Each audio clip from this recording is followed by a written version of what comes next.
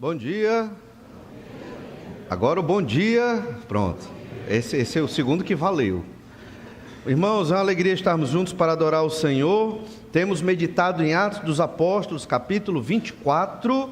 E o tema que tem se repetido ao longo de alguns domingos é que o Evangelho é mais importante do que eu. Estamos vendo a trajetória do apóstolo Paulo, depois da sua terceira viagem missionária, foi a Jerusalém, mesmo sabendo dos perigos, foi maltratado, espancado, preso, julgado pelo Sinédrio e agora está sendo julgado por um governador romano, no caso Félix. Abra sua Bíblia lá em Atos, capítulo 24. E nós observamos na vida de Paulo que em todos esses momentos, sua preocupação é pregar o Evangelho. Isso serve para nos alertar, nos ensinar de que o Evangelho é mais importante do que nós. Muitas vezes nos preocupamos muito com o nosso bem-estar. E não me entendam mal, temos que nos preocupar com o nosso bem-estar. No entanto, existe algo mais importante do que nós, que é a missão, a obra que o Senhor Jesus colocou para nós fazermos. Porque quando você serve a Deus, você está fazendo a obra de Deus, não a obra de um ser humano. E a obra de Deus, que é a obra da igreja, é levar o Evangelho ao conhecimento das pessoas, para a glória de Deus e para a salvação do pecador perdido. Paulo estava sendo maltratado, Paulo estava sendo preso, mas ele tinha isso em mente. Ele tinha em mente que ele tinha que levar o Evangelho. O Evangelho era maior do que ele. Paulo era um crente, missionário. Não precisa nós sermos missionários como Paulo para sermos crentes. Mas o crente tem uma missão. Essa missão é a glória de Deus e a proclamação do Evangelho aos perdidos. Todo crente tem que fazer isso. E essa é a grande missão da Igreja do Senhor Jesus Cristo. Vivemos numa época, quando eu digo vivemos numa época, eu estou falando desde o século XVII para cá, que começou um processo de secularização na sociedade e no mundo. E o que é esse processo de secularização? É você deixar de falar de Deus, de pensar em Deus, de buscar a Deus e pensar em si, buscar a si e fazer suas coisas. Que é um crente secularizado? É aquele que domingo vai para a igreja, mas durante a semana não tem o mínimo relacionamento com Deus. É um crente secularizado. Não estou dizendo que essa pessoa é salva ou não, mas é um cristão secularizado. Durante a semana, nada de Bíblia, nada de oração, nada de pregação, nada de fruto do Espírito Santo na vida dele. Aí no domingo, agora eu visto a roupa de crente. É o crente secularizado. E não é isso que o Senhor quer de nós, obviamente. Então, esse tema, o Evangelho é mais importante do que eu, é para despertar esse entendimento que nós devemos viver o Evangelho de Jesus a despeito das dificuldades que todos nós passamos aqui. Eu sei que todos nós passamos dificuldades. Não é possível que você, pecador no mundo de pecado, não passe dificuldade. Todo mundo passa, certo? Umas maiores, outras menores, aí é outra interpretação, outra questão. Mas não deixe as dificuldades e problemas impedirem você de cumprir a sua missão de discípulo de Jesus. Paulo estava empenhado nisso. Nós vimos que Paulo foi levado para Cesareia para ser julgado por Félix, e observamos alguns momentos no capítulo 24. Primeiro momento, acusação. A acusação foi enviesada para os interesses do Sinédrio. A gente leu esse texto, né? Até o versículo 9, num domingo aí atrás. E então, depois da acusação, vem a defesa. A defesa é segundo a verdade e o Evangelho. Paulo se defende. O Sinédrio, o sumo sacerdote e outros, contrataram um orador profissional, né, versado na retórica e nas estratégias jurídicas romanas para vencer o julgamento diante de um governador romano corrupto, no caso Félix. Era Tértulo. E então os judeus foram muito bem preparados ali para vencer este combate. Mas o apóstolo Paulo também era muito bem preparado, versado na retórica e na oratória. Ele conhecia bastante da filosofia grega, né, da mitologia, da cosmogonia, de tudo que se referia ao mundo grego. A gente já viu isso em outros momentos, que Paulo, provavelmente, no que dizia respeito ao pensamento grego, ele era um estoico. Do que se dizia respeito ao judaísmo, ele era um fariseu, e um excelente fariseu. Ele estava no melhor dos dois mundos. Deixou tudo isso para ser missionário e pregar o Evangelho de Jesus. E isso, a mim, lança um grande desafio para os nossos missionários. O missionário tem que ser muito bem preparado. O missionário tem que estudar bastante, porque não é fácil. Se para um pastor é difícil, ele tem que estudar bastante, para um missionário é mais. É mais. À vista do que você vê aqui no apóstolo Paulo. Tudo bem, nem todo missionário tem que ser como o apóstolo Paulo, mas é bom que seja, né? Esteja preparado, plantando igrejas e tratando das questões da sociedade à luz do Evangelho, porque realmente não é fácil ali. E Paulo, ele vai se defender aqui e usa vários argumentos. Nós vamos ler do verso 10 ao 21 para revisar, e depois vamos focar no último momento do capítulo 24, que é o momento do testemunho. Mas olha aí o verso 10, tratando da defesa de Paulo para revisar. Atos 24, 10. Paulo, tendo-lhe o governador feito sinal que falasse, respondeu: sabendo que há muitos anos és juiz desta nação, sinto-me à vontade para me defender. Visto poderes verificar que não há mais de 12 dias desde que subi a Jerusalém para adorar, e que não me acharam no templo discutindo com alguém, nem tampouco amotinando o povo, fosse nas sinagogas ou na cidade. Nem te podem provar as acusações que agora fazem contra mim. Porém confesso-te que, segundo o caminho a que chamam seita, assim eu sirvo a Deus, ao Deus de nossos pais, acreditando em todas as coisas que estejam de acordo com a lei e nos escritos dos profetas, tendo esperança em Deus, como também estes a têm, de que haverá ressurreição, tanto de justos como de injustos. Por isso também me esforço, por ter sempre consciência pura diante de Deus e dos homens. Depois de anos, vim trazer esmolas à minha nação, e também fazer oferendas. E foi nesta prática que alguns judeus da Ásia me encontraram já purificado no templo, sem ajuntamento e sem tumulto, os quais deviam comparecer diante de ti e acusar, se tivessem alguma coisa contra mim. Ou estes mesmos digam que iniquidade acharam em mim, por ocasião do meu comparecimento perante o Sinédrio, salvo estas palavras que clamei, estando entre eles.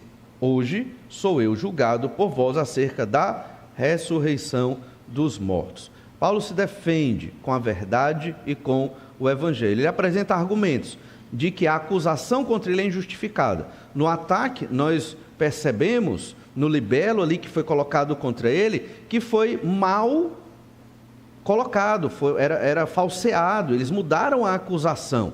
No início, no Sinédrio, Paulo era contra o templo, contra a lei, contra o povo de Israel. Agora não.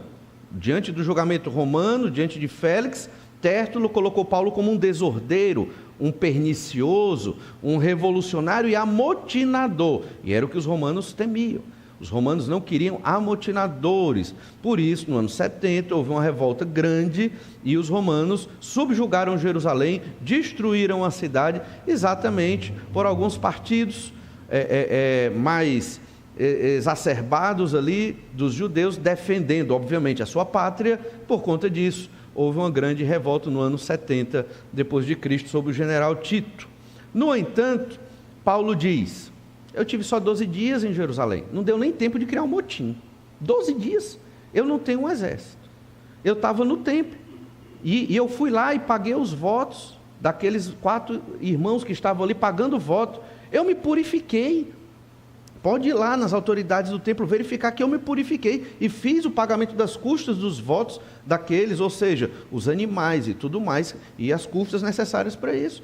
E Paulo não estava com ninguém, nem um grego, nem ninguém dentro do templo. Ou seja, ele estava cumprindo a adoração a Deus típica de um judeu, mesmo sendo ele um crente em Jesus, um cristão ali. Paulo dá essas argumentações e diz: apresentem provas. Não tinha prova.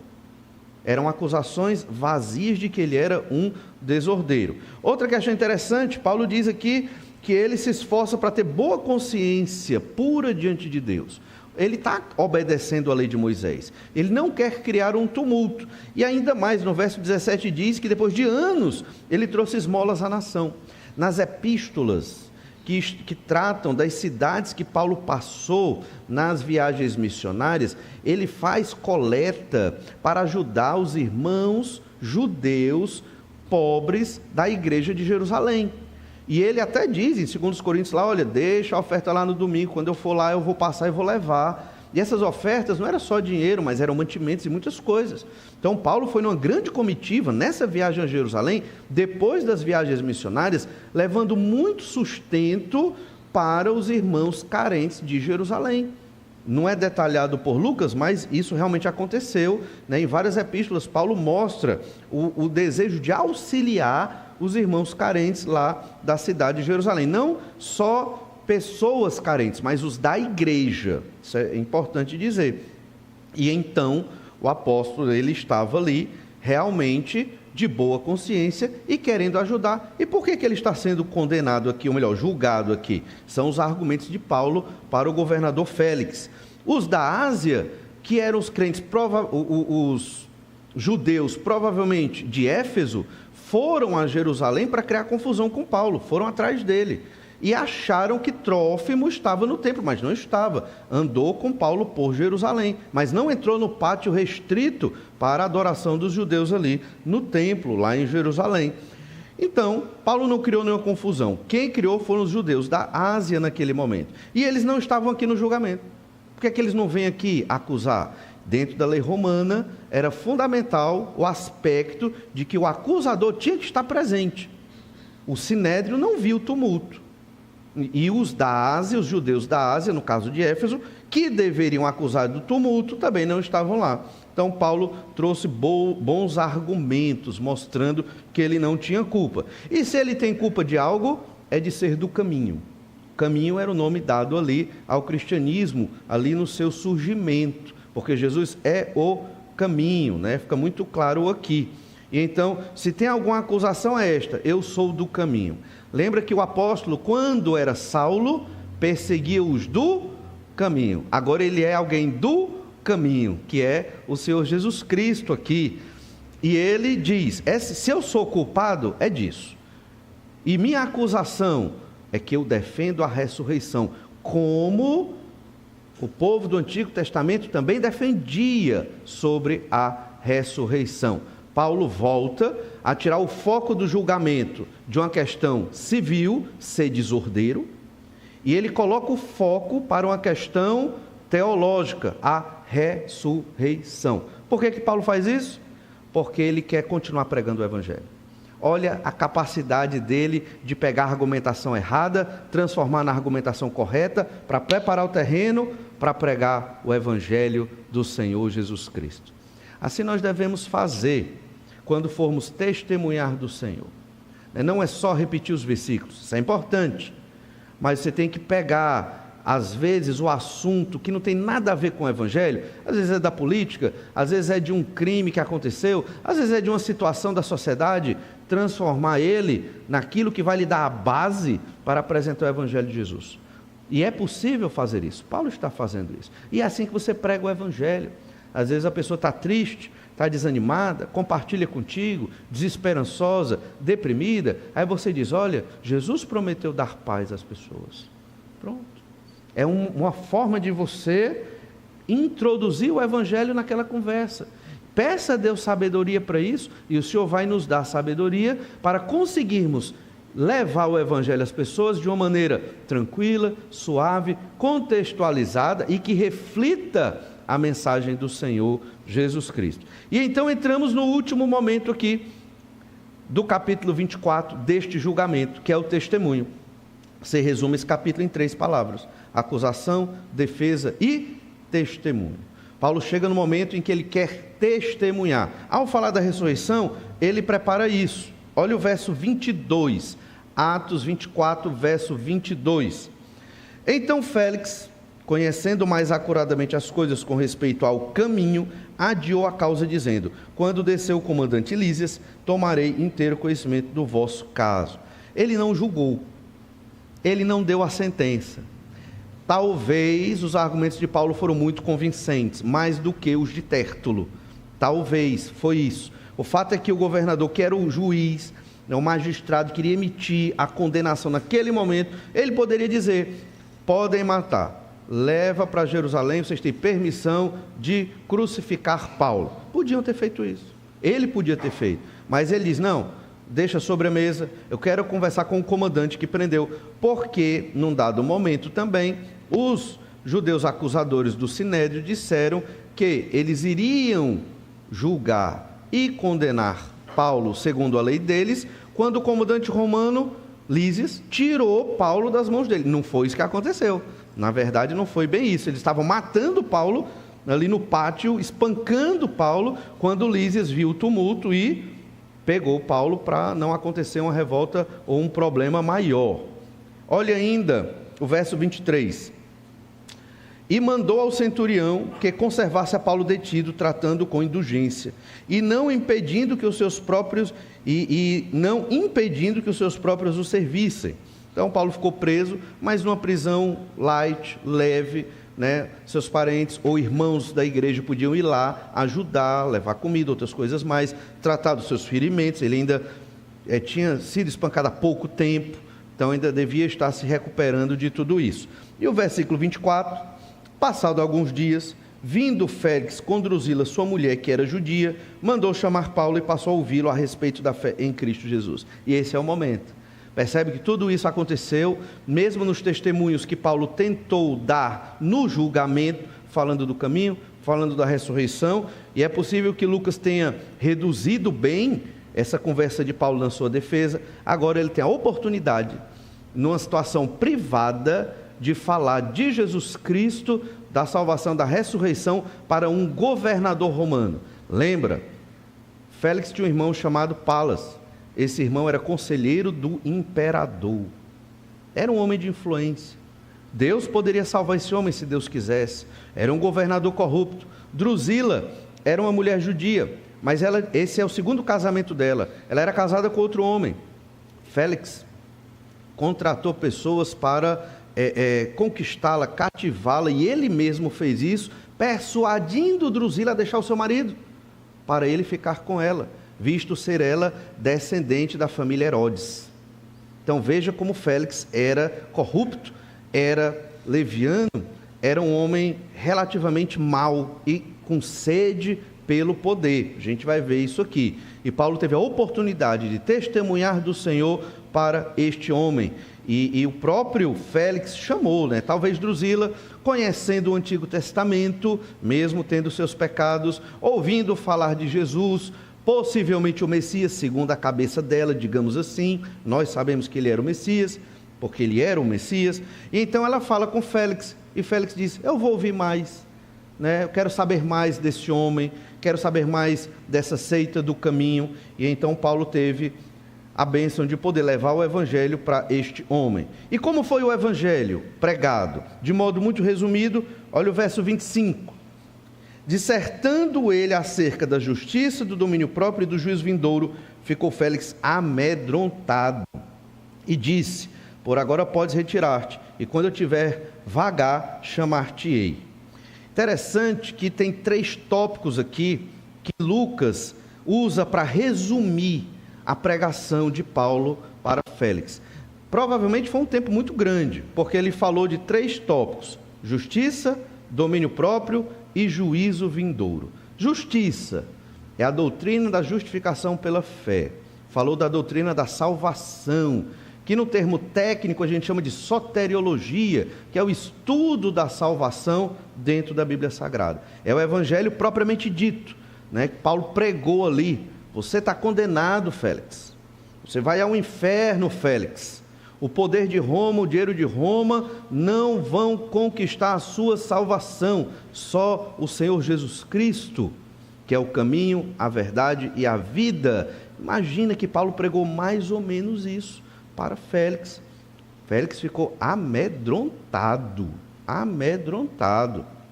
Depois ele passou a tratar do domínio próprio. Por que domínio próprio? Porque Félix era um homem imoral. Félix, ele tirou a esposa de outro homem, e seduziu-a e trouxe para si. Félix, ele tinha aqueles homens criminosos, a gente falou isso domingo passado, uma bandidagem que ele mantinha ali e não reprimia, e usava para os seus interesses próprios, como foi o de assassinar o antigo sumo sacerdote, que não era apoiador da sua política, entende? Félix era um homem muito mau, domínio próprio. Então Paulo, ao pregar o evangelho, o apóstolo não somente falou da justificação pela fé e do estado de condenação de Félix, como apontou os seus pecados. Apontou os seus pecados. Para pregar o evangelho tem que apontar pecados, tem que falar dos vícios, tem que falar da imoralidade, das mentiras, da idolatria, porque não tem salvação sem arrependimento de pecados. Domínio próprio se refere a isso. Você tem que ter o domínio próprio, Félix, tem que se arrepender dos seus pecados, e Paulo falou disso. E por fim, dentro da pregação do evangelho, depois de falar da justiça e do domínio próprio, Paulo falou do juízo vindouro. Quando a gente fala do evangelho, tem que anunciar que Jesus está voltando. A salvação hoje é espiritual, mas em breve ela será física e material também. Vamos ressuscitar. Certamente aqui ele falou da ressurreição. Virá o juízo de Deus sobre a terra, descrito no livro do Apocalipse, no livro do profeta Isaías, no livro do profeta Daniel e outros textos da Escritura. O Senhor vai julgar fisicamente esta terra. A pandemia é só uma gotinha do que Deus vai fazer. Certa vez um irmão me perguntou: pastor, será que não estamos vivendo já na grande tribulação por conta da pandemia? Irmão, quantos morreram na pandemia? 5 milhões? Sei lá, 10 milhões de pessoas? Quantos habitantes tem na Terra? 7,5 bilhões indo para 8. As profecias do livro do Apocalipse diz que na grande tribulação, 1/3 do planeta vai morrer sob a ira do Cordeiro de Deus, o Senhor Jesus Cristo. E vão morrer porque idolatria, pecado, rejeitam dar glórias a Deus e preferem dar glórias ao homem. Esse é o pecado, a essência do pecado. E Jesus, manso e humilde, o Cordeiro de Deus, ele virá e vai colocar os pingos nos is, as coisas no devido lugar. Leia Apocalipse 1 e veja a imagem de Jesus descrita em Apocalipse 1. É com a espada. Hoje é o dia da salvação. Hoje é o dia do arrependimento de pecado. Vai ter o dia que não tem mais arrependimento de pecado. É hoje. E esse hoje dura quanto tempo? Desde que Adão e Eva pecaram. Esse hoje dura séculos e séculos e séculos que a humanidade teve oportunidade de arrependimento de pecado. Ninguém vai poder chegar para Deus e dizer: Senhor, não deu tempo para mim. Deu. Só que as pessoas não quiseram. Quiseram e escolheram viver nos seus próprios pecados. Óbvio que Paulo falou de uma maneira muito melhor sobre o juízo vindouro, profundamente sobre a volta de Jesus Cristo. As profecias sobre o novo céu e a nova terra estão lá em Isaías 65, 66, a vinda do Messias para implantar o seu governo eterno no novo céu e nova terra, e João replica isso lá em Apocalipse, capítulo 21 e 22. Ou seja, Paulo apresentou tudo isso para Félix. Por isso, ele ficou amedrontado. Você prega o evangelho para alguém e ela fica amedrontada. Aí você fica: meu Deus, eu não preguei direito, a pessoa ficou com medo, e agora? Não. O evangelho é para trazer salvação e esperança. Mas o evangelho apresenta a realidade das coisas. Se o pecador se arrepende, Deus o salva, certamente. Mas se Félix aqui não quis se arrepender e quer viver nos seus pecados, na sua corrupção, na sua imoralidade, na sua sede de poder por Roma, só resta o medo. E se isso for verdade que esse homem falou, Félix pensando: estou perdido. mas ele não, tudo indica que ele não creu. Por isso Félix disse: por agora podes retirar-te. Quando eu tiver vagar, tiver tempo sobrando, né, eu lhe chamo de novo. Tudo indica que Paulo voltou outras vezes, mas o interesse, a conversar com Félix. Mas o interesse de Félix não era o evangelho. Verso 26. Esperando também, ao mesmo tempo, que Paulo lhe desse dinheiro, pelo que, chamando-o mais frequentemente, conversava com ele. Ele chamava Paulo para conversar, mas ele queria suborno, dinheiro. Paulo, me dê dinheiro que você vai embora. De uma maneira muito sutil, da corrupção romana. Será que os brasileiros herdaram isso dos romanos? Nossa cultura é muito parecida, né? Era o que Félix queria. Félix era pobre? Não. Era um homem rico, mas queria mais dinheiro. E era por isso que ele queria falar com o apóstolo. E Paulo deu dinheiro? Não. Ele poderia ter conseguido? Poderia. Ele poderia ter mandado mensagem para alguns familiares, ou para alguns irmãos, ou para a igreja de Jerusalém, ou para outras igrejas, e provavelmente ele conseguiria. Mas ele não fez isso e continuou ficando preso por um espaço ali de 2 anos. De onde Félix tirou a ideia de que Paulo tinha dinheiro? Ele veio para Jerusalém com muitos recursos para ofertar aos irmãos necessitados. Então, Félix, né, já brilhou o cifrão. Esse homem consegue dinheiro dessa seita, eu vou conseguir para mim. Pensamento do pecador. Você imagina, né? Esse homem estava recebendo um tesouro, a palavra de Deus e o evangelho, só que o pensamento dele era o tesouro terreno. Como ele estava decidindo de modo errado. Às vezes é assim. Você está oferecendo o tesouro de Deus ali, a palavra de Deus, o evangelho, o caminho da salvação para alguém, e a pessoa só está pensando nas coisas da terra. É por isso, não fique triste quando isso acontecer. A gente fica às vezes, mas lembre-se, é o Senhor quem transforma, é o Senhor quem converte. A gente fala da mensagem para chamar os pecadores ao arrependimento, mas só Deus é que chama eficientemente para a conversão. E no verso 27, 2 anos mais tarde, Félix teve por sucessor Pórcio Festo, e querendo Félix assegurar o apoio dos judeus, manteve Paulo encarcerado. Já que eu não consegui o suborno, Félix pensando, eu vou conseguir outra vantagem, eu vou conseguir o apoio dos judeus. Já que os judeus odeiam Paulo, vou deixar ele preso aqui. Quando vier o meu sucessor, ele resolve o problema e eu saio bem. Pensamento do político, né? Político que quer sempre se dar bem, sempre enriquecer, e é o político corrupto. 2 anos Paulo ficou preso ali, mas graças a Deus uma prisão mais tranquila, e isso deu oportunidade para ele pregar o evangelho para outro governante, Pórcio Festo. O evangelho é mais importante do que eu e do que você. Lembre-se disso, use a sua vida para pregar o evangelho. Às vezes não dá para a gente pregar para todas as pessoas que nós conhecemos, mas use a vida para testemunhar do evangelho e anunciar a fé em Jesus. Vamos orar? Pedir que o Senhor nos abençoe. Te agradecemos, ó Pai, pela Tua graça e misericórdia, pelo Teu amor, por essa história maravilhosa que nos motiva a pensar mais no Senhor, na Tua palavra, na missão que o Senhor nos deu, do que em nós mesmos. Dá-nos essa força e sabedoria para viver assim, como Teu servo Paulo, que te pedimos em nome de Jesus. Amém.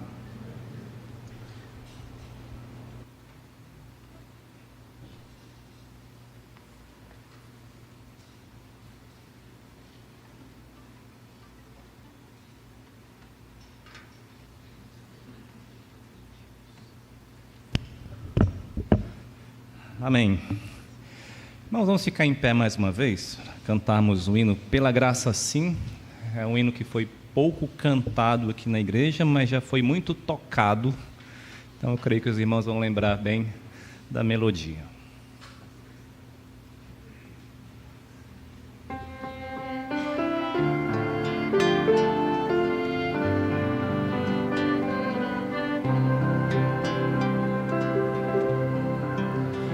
Foi na cruz do meu Senhor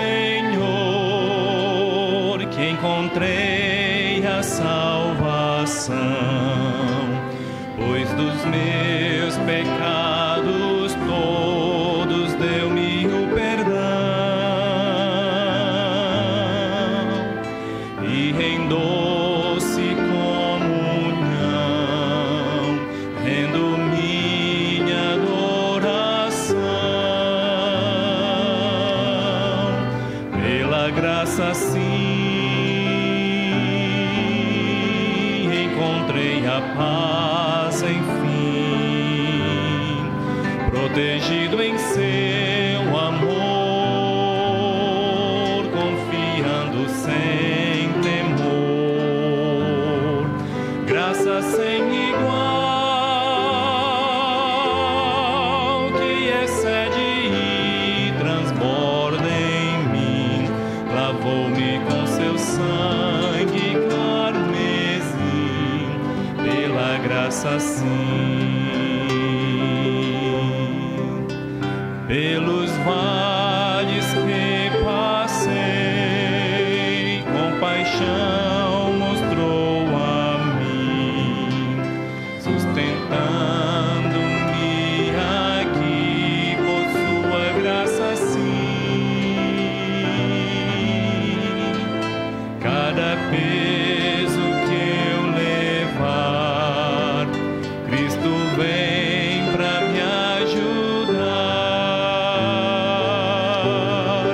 Pela graça sim encontrei a paz, enfim, protegido em seu amor, confiando sem temor, graça sem igual, que excede e transborda em mim, comprou-me com seu sangue carmesim, pela graça sim. Os irmãos podem sentar-se. Pastor Valnei tem